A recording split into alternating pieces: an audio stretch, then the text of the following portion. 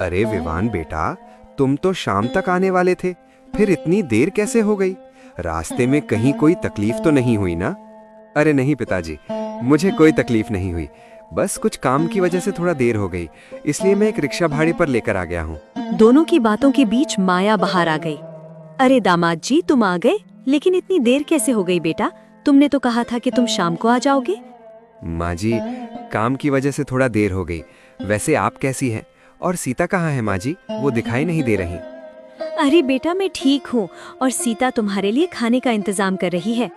भाग्यवान, तुम भी जाकर सीता की मदद कर दो, ताकि दोनों आराम से खाना खा लें और जल्दी घर के लिए रवाना हो सके, क्योंकि रात काफी हो चुकी है। रामलाल के ऐसा कहने पर माया रसोई की ओर चली गई।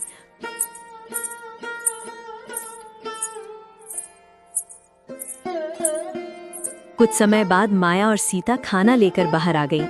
दामाद जी, आज तुम्हारे आने की खबर सुनकर तुम्हारे लिए ढेर सारा खाने का इंतजाम किया है बेटा, जी भर कर खाओ। आप लोगों का बहुत बहुत शुक्रिया माँ जी, लेकिन गंगा दीदी और उनके जीजा जी दिखाई नहीं दे रहे हैं। क्या वे दोनों नहीं आए? अपने पति की ये बात सुनकर सीता गुस्सा हो जाती है और कहती है, अरे जी, इस समय उन लोगों के बारे में पूछने की क्या जरूरत है भला? आपके लिए माँ और मैंने इतने अच्छे से ढेर सारा खाने का इंतजाम किया है, आप पिताजी के साथ आराम से खाना खाइए। सीता की ऐसी बातें सुनकर रामलाल के मन में गुस्सा तो आया, लेकिन विवान के सामने उन्होंने अपना गुस्सा जाहिर नहीं होने दिया। बेटे विवान, ये सब बातें छोड़ो और पहले खाना खा लो। तुम दोनों भी रसोई में जाकर खाना खा लेना। उसके बाद देर न करते हुए विवान और सीता घर के लिए रवाना हो जाएंगे, क्योंकि काफी देर हो चुकी है। रामलाल के ऐसा कहने पर किसी ने कुछ नहीं कहा। विवान और रामलाल खाना खाने लगे। दूसरी तरफ माया और सीता भी खाना खाने के लिए रसोई चली गई। कुछ समय बाद विवान और सीता रिक्शे पर बैठकर घर की ओर चल पड़े।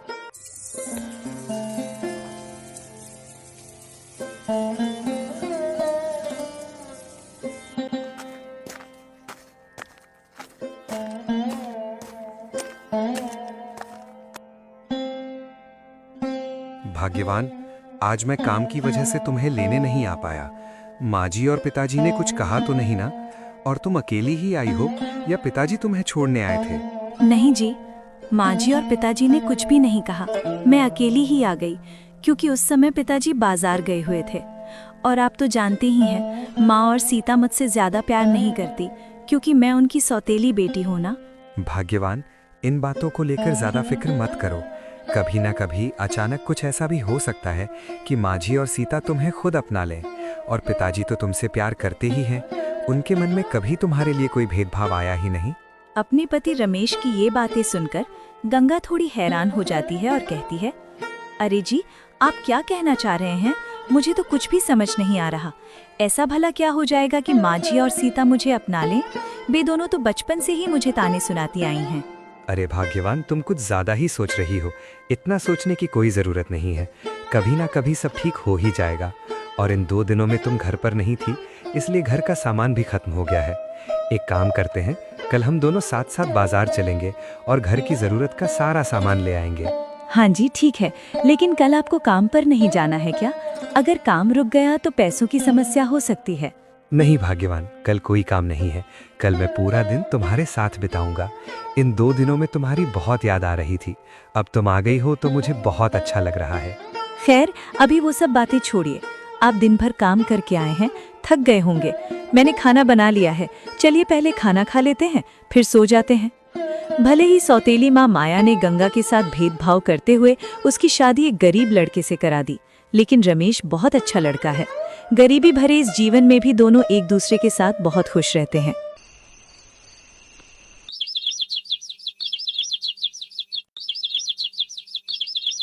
अगले दिन रमेश और गंगा साथ साथ बाजार खरीदारी करने आ गए। इसी तरह बाजार में सामान खरीदते खरीदते अचानक गंगा की नजर बाजार के बीच अपनी छोटी बहन और उसके पति पर पड़ गई। अरे सीता, तुम यहाँ कहाँ से आ रही थी? और विवन, तुमसे भी कितने दिनों बाद मुलाकात हुई। बाकी सब ठीक ठाक चल रहा है ना विवन? हाँ दीदी, ऊपर वाले की कृपा से सब कुछ ठीक ठाक ही चल रहा है। वैसे कल मैं भाग्यवान को लेने तुम लोगों के घर गया था, लेकिन आप और जीजा जी क्यों नहीं आए? अरे विवन, अब तुझे क्या ही बताऊं। हम मजदूरी करने वालों को ससुर के घर जाने की फुर्सत कहाँ मिलती है। एक दिन भी काम ना करें तो घर चलाना मुश्किल हो जाता है। इसी वजह से गंगा दिन में ही घर अकेली आई। अपनी दीदी और जीजा के साथ अपने पति विवन को इस तरह बातें करते देख सीता को बहुत गुस्सा आ गया और वो तीखे स्वर में बोली, अरे दीदी, आप हमेशा मेरे ही रास्ते में क्यों आ जाती हैं? भला आपको पता नहीं है क्या कि मुझसे नफरत है? अब आप सामने दिख गई तो मेरा पूरा दिन ही खराब हो जाएगा। ऊपर से आज तो अपने उस गरीब पति को भी साथ ले आई हैं। सीता की ऐसी तीखी बातें सुनकर गंगा को बहुत बुरा लगा। वहीं रमेश को भीतर ही भीतर बहुत ज्यादा गुस्सा आया, लेकिन उसने अपने गुस्से को जाहिर होने नहीं दिया।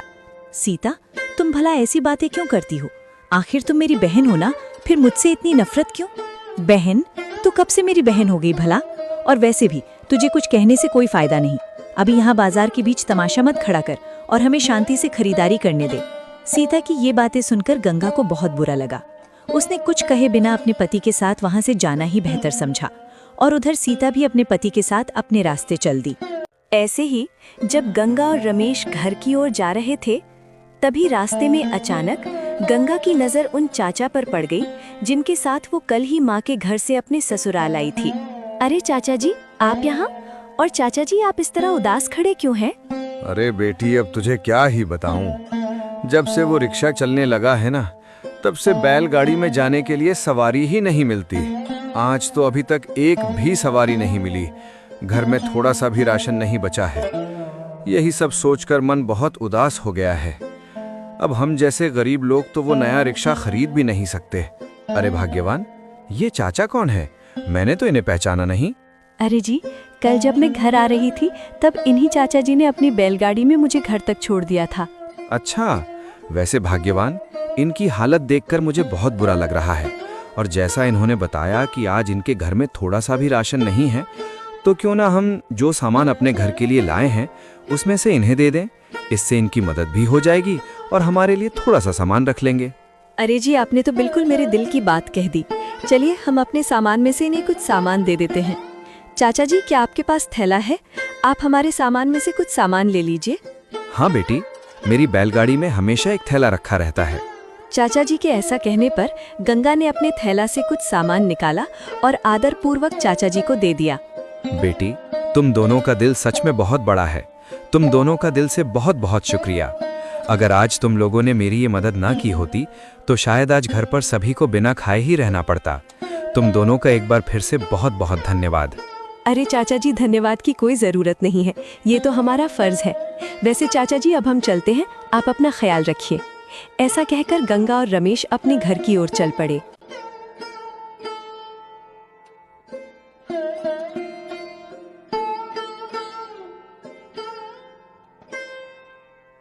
भाग्यवान, मुझे तुमसे एक बात पूछनी थी।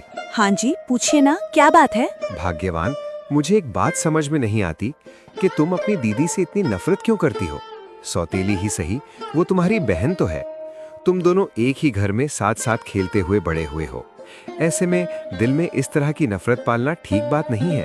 अरे जी, अब आप भी उस गरीब गंगा की तरफ होने लगे हैं। आखिर आपने उस लावारिस गंगा में ऐसा क्या देख लिया जो आप मुझसे इस तरह बातें कर रहे हैं? अरे भाग्यवान, मेरा कहने का मतलब वो नहीं है जो तुम सोच रही हो। मैं तो बस इतना कहना चाहता हूँ कि तुम दोनों ही बहनें हो और अगर तुम मिलजुल कर रहोगी तभी जीवन में खुशियाँ आएंगी। आप ये सारी बातें रहने ही दीजिए। मैं उस लावारिस गरीब बहन के साथ मिलजुल कर नहीं रह सकती हूँ। कृपया आप ये सब बातें यहीं छोड़ दीजिए। विवान भले ही अमीर था, लेकिन उसका मन सीता की तरह अमीरी गरीबी का भेद नहीं करता था। वो स्वभाव से सीधा साधा, सरल और नेक इंसान था।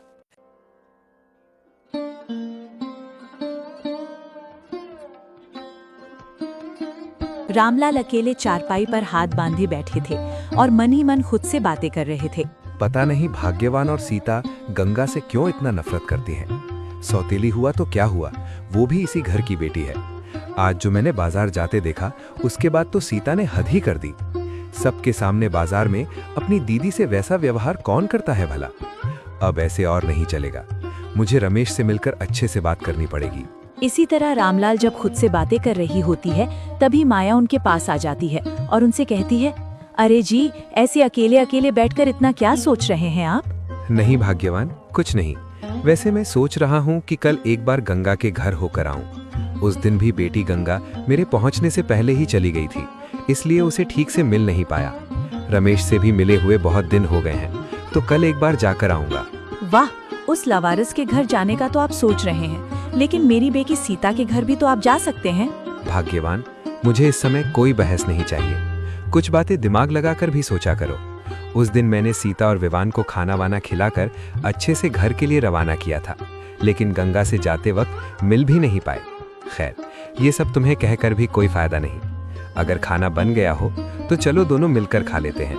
रामलाल के ऐसा कहने पर माया ने कुछ नहीं कहा और दोनों खाना खाने रसोई में चले गए।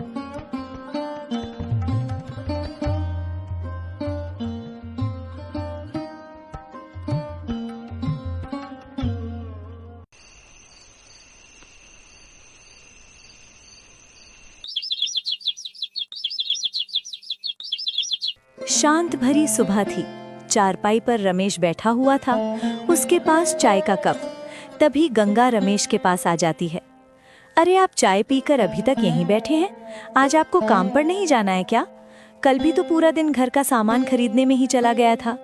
नहीं भाग्यवान, इन दिनों कहीं भी काम नहीं मिल रहा है, इसलिए इन दिनों मुझे घर पे ही रहना पड़ेगा। लेकिन ऐसे तो घर चलाना मुश्किल हो जाएगा। कल जो राशन लिया था उसमें से आधा तो चाचा को भी दे दिया था। अरे भाग्यवान, तुम इतनी चिंता क्यों करती हो? मैं हूं ना, मुझ पर भरोसा रखो, घर चल जाएगा। आप पर तो मुझे पूरा भरोसा है जी। ठीक है, अगर इन दिनों काम नहीं है तो आप थोड़ा आराम ही कर लीजिए। वैसे भी आप बहुत मेहनत करते हैं। अब मैं रसोई में जाकर काम में लगती हूँ।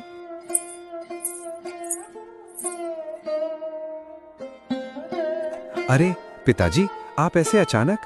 बेटे रमेश, भाग्यवान और सीता का भेदभाव और उनकी जिद दिन ब दिन जिस तरह बढ़ रही है, उसे देखकर मुझे चिंता हो रही है। मुझे लगता है कि अब हमें सब कुछ सबके सामने लाना ही पड़ेगा, नहीं तो भाग्यवान कभी गंगा को माँ का प्यार नहीं देंगे। एक तो वो सौतेली बेटी है, ऊपर से गरीब घर की बहू। कम से कम तुम्हारा सच जानकर भाग्यवान गंगा को बेटी का प्यार दे ही देंगे शायद। हाँ पिताजी, आपने बिल्कुल सही कहा। कल भी बाजार में मिलने पर सीता ने भाग्यवान को बहुत सुनाया, लेकिन मैंने वहां कुछ नहीं कहा। आपके कहे मुताबिक अब सब कुछ सबको बता देने में ही भलाई है। और वैसे भी पिताजी ने जो समय दिया था वो भी लगभग खत्म हो चुका है और अब मेरे अपने असली घर जाने का वक्त आ चुका है। तो बेटे, अब मैं यहाँ आ ही गया हूँ तो कुछ देर यहीं रुक लेता हूँ। उसके बाद तुम और गंगा मेरे साथ हमारे घर चलना। फिर वहीं पर हम सीता और विवान को भी बुला लेंगे और तुम्हारा असली सच सबके सामने रख देंगे। मेरा मन कहता है कि तुम्हारी सच्चाई जानकर सब हैरान रह जाएंगे। और दूसरी ओर भाग्यवान व सीता गंगा को भले ही अमीरी के लालच में ही सही अपना ही लेंगे। हाँ पिताजी, आपकी बात एकदम सही है। मैंने गंगा को बहुत करीब से देखा है। वो भले ही सबके सामने हंसती मुस्कुराती रहती है, लेकिन अपने मन में माँ और बहन के भेदभाव की जिद बद के कारण वो बहुत गहरा दुख लेकर बेचारी चुपचाप जी रही है। रमेश बेटे, मुझे सब पता है। गंगा बेटी को बचपन से ही इस भेदभाव भरी जिंदगी में जीना पड़ रहा है। इसी वजह से उस भेदभाव भरी शादी में भाग्यवान के घमंड को एक दिन तोड़ने के लिए मैंने तुम्हें देखकर गंगा की शादी कर दी। लेकिन अब समय आ गया है कि सारा सच सबके सामने आ जाए। इसी तरह जब रामलाल और रमेश बातें कर रहे होते हैं, तभी गंगा चाय लेकर आ जाती है। पिताजी, चाय पी लीजिए और अगर आपको कोई दिक्कत ना हो तो आज यहीं रुक जाइए। वैसे भी आप बहुत दिनों बाद आए हैं। अरे बेटी, मैं तो अभी रमेश से वही बात कर रहा था। आज मैं यहाँ नहीं रुकूंगा, बल्कि तुम दोनों मेरे साथ हमारे घर चलोगे। पिताजी, ऐसे अचानक क्यों? वहाँ जाकर तुम्हें सब कुछ खुद ब खुद पता चल जाएगा बेटी।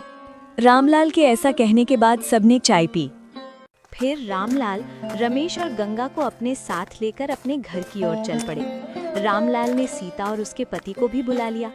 पूरा परिवार एक साथ बैठा हुआ था। रामलाल हाथ बांधे गंभीर मुद्रा में बैठे थे। तभी माया ने बात शुरू करते हुए कहा, अरे जी, आपने ऐसे अचानक सबको क्यों बुला लिया? सीता और विवान को बुलाना तो ठीक था, लेकिन इन दोनों गरीबों को भी साथ क्यों ले आए? कहीं कुछ हुआ है क्या? हाँ भाग्यवान, अभी जो तुमने अपनी जुबान से कहा, इन दो गरीबों की बात, आज उसी पर फैसला होगा। ये फैसला सिर्फ इन गरीबों के ऊपर ही नहीं, बल्कि तुम्हारे अमीर दामाद और अपनी बेटी पर भी लागू होगा। अरे पिताजी, ये सब आप क्या कह रहे हैं? हमें तो कुछ भी समझ नहीं आ रहा। आप सीधे सीधे बताइए ना, आज इन गरीबों के बारे में ऐसा कौन सा फैसला होने वाला है? सीता, तू अभी चुप ही है। तुझे अपनी दीदी की इज्जत करना भी नहीं आता। बाजार के बीच जिस तरह तूने अपनी दीदी से वैसा व्यवहार किया, वो बिल्कुल गलत था। अभी तुम सब चुपचाप बैठे रहो। आज मैं तुम सबको रमेश की असलियत बताऊंगा। तब तुम लोगों को खुद समझ आ जाएगा कि असली गरीब कौन है और असली अमीर कौन। हाँ तो बताइए ना, हम कहाँ मना कर रहे हैं आपको बताने से। हमें भी तो इस गरीब की असलियत जाननी है। तो भाग्यवान, ध्यान से सुनो। रमेश किसी गरीब घर का नहीं बल्कि एक सफल व्यवसायी का बेटा है। जमीन जायदाद की बात अलग है और रमेश उनका इकलौता बेटा है। जब तुमने मुझसे कहा था कि सीता के लिए अमीर लड़का देखो और गंगा के लिए गरीब, तब मैंने तुम्हारी तरह भेदभाव नहीं किया। मैंने अमीर गरीब नहीं देखा, बस दोनों बेटियों के लिए अच्छा इंसान देखा। अगर ये रमेश इतना अमीर ही है तो फिर वो उस झोपड़ी में क्यों रहता है? उसे तो महल जैसे घर में रहना चाहिए था।